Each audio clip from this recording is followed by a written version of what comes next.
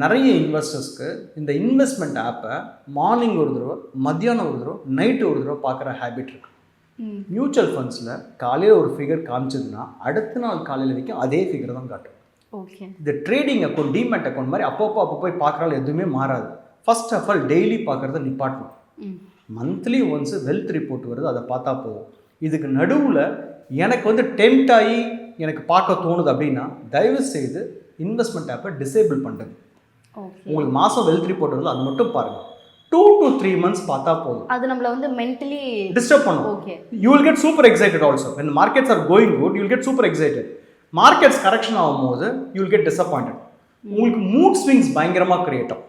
Okay. இதனால தான் வந்து நம்ம வந்து இந்த இன்வெஸ்ட்மெண்ட் ஆப்பை ஃப்ரீக்வெண்ட், இது வந்து நம்மளோட கன்வீனியன்ஸ்க்காக. நைட்டு 10 மணிக்கு ஒருத்தரை நீங்கள் ஒருத்தரை ரீச் அவுட் பண்ண முடியாது.